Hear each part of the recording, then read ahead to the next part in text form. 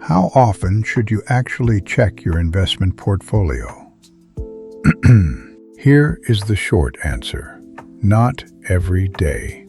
If you are a long-term investor, checking once a quarter is plenty. Once a year is completely defensible. And checking every single day is not just unnecessary, it quietly works against you. Daily checking does not raise your returns by a single dollar. What it does is multiply the number of times you feel the sting of a loss. And every one of those stings is a small push toward doing something you will later regret. That is the headline. But check less often is useless on its own. So I am going to show you exactly why frequent checking damages your results, the simple system to look less and stay calm, and the mistakes that turn patient investors into anxious traders. And at the end, I will introduce you to a man who never watched a stock price tick in his life and quietly outinvested most of Wall Street. His portfolio was worth $8 million, and almost nobody around him had any idea. Let us start with why this happens, because once you see the mechanism, you cannot unsee it. Human beings feel losses roughly twice as intensely as we feel the equivalent gain. $100 lost hurts about twice as much as $100 gained feels good. That is not a personal weakness. It is wired into all of us. Now lay one more fact on top of it. Over a single day, the stock market is close to a coin flip. Historically, it rises on a little more than half of all trading days and falls on the rest. Over a full year, it is positive roughly 3 times out of 4. And over any 20-year stretch in modern history, a broad market portfolio has been positive essentially every time. Put those two facts together, and the conclusion is unavoidable. The more often you look, the more red you see. And the more red you see, the more pain you absorb, for no extra reward. The person checking daily is signing up to feel dozens of small losses a year. The person checking once a year mostly sees green. Same portfolio, same returns, a wildly different experience, and a wildly different temptation to tinker. So here is what to do instead. 4 moves. 1. Put your investing on a schedule and treat it like a dentist's appointment, not a text message. A serious, long-term investor needs, at most, a quarterly glance and 1 annual rebalance. Write those dates down. Everything in between is noise dressed up as information. 2. Automate your contributions. Set a fixed amount to invest the day your paycheck lands into a broad, low-cost index fund or your chosen mix. When buying happens automatically, you are quietly buying through every dip without having to feel brave about it. You have removed the single biggest doorway that emotion uses to get in. 3. Remove the temptation physically. Turn off every price notification. Delete the brokerage app from your home screen, or bury it in a folder on the last page behind a password. The goal is friction. If checking your balance takes 4 taps instead of a glance, you will do it a fraction as often, and your future self will thank you. 4. Write yourself a 1-page investment policy. What you own, why you own it, your target mix, and the 2 or 3 rules for when you will actually act. When your decisions are made in advance, in a calm moment, a frightening headline cannot bully you into selling. You just follow the page you already wrote. Now, when should you actually look? 2 situations and only 2. First, your scheduled rebalance, where you bring your mix back to target, which mechanically forces you to trim what has run up and add to what has lagged. That is buying low and selling high on autopilot.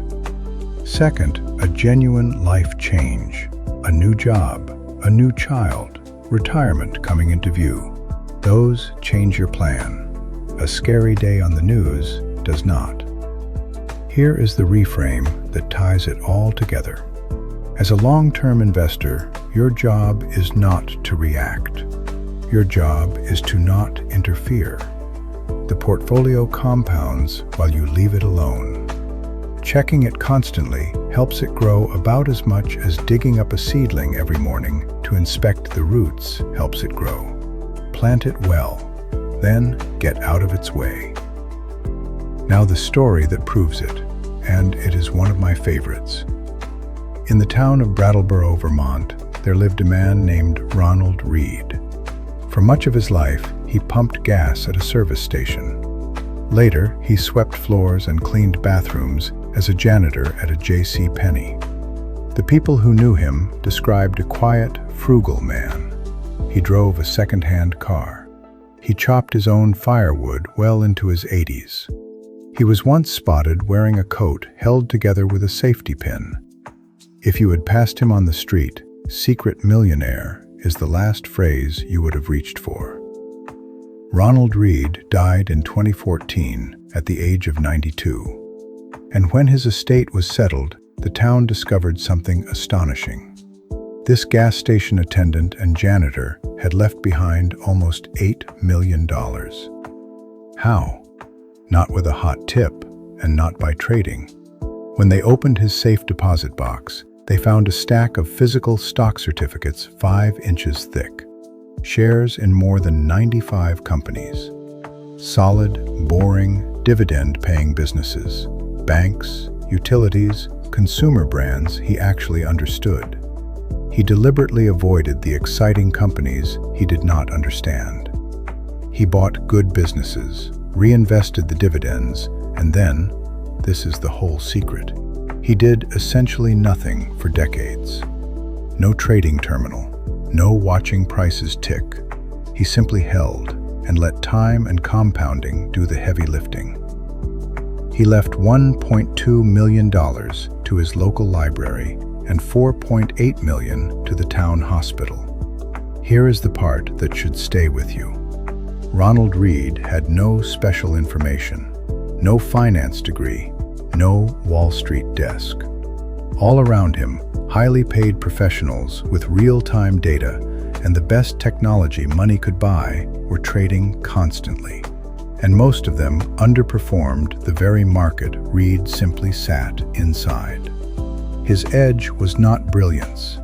His edge was that he never interfered.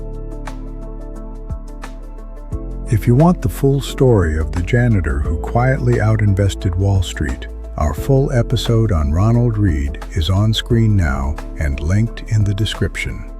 Before you go, 4 mistakes to avoid, because check less is easy to say and surprisingly easy to get wrong. Mistake 1. Confusing activity with progress. Our instinct is that doing something must beat doing nothing. In most of life, that is true. In long-term investing, it is usually backwards. Every trade carries a cost: fees, taxes on your gains, the spread, and the very real risk of buying and selling at the wrong moment. Studies of individual investors find the same thing again and again. The more they trade, the worse they do on average. For a long-term portfolio, doing nothing is not laziness. It is the strategy. Mistake 2. Reacting to headlines. Financial news is not built to make you a calm investor. It is built to hold your attention, and nothing holds attention like fear and urgency. Markets plunge. Here is what comes next. But by the time a story is loud enough to reach you, it is already reflected in prices, and acting on it usually means selling low and buying high. Your 20-year plan does not need to consult today's news cycle. Mistake 3. Only opening the app when you are already scared. This one is sneaky.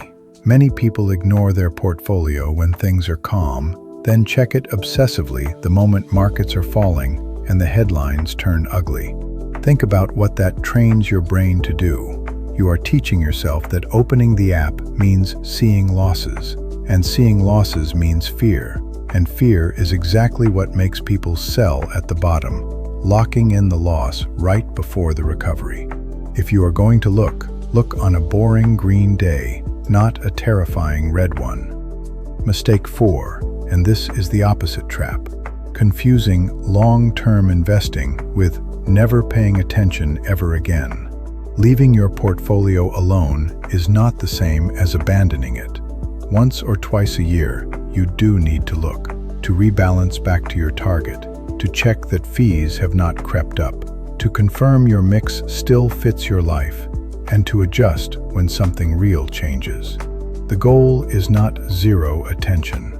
The goal is scheduled, calm, infrequent attention, instead of anxious, constant, reactive attention. Rare and deliberate beats daily and emotional every single time.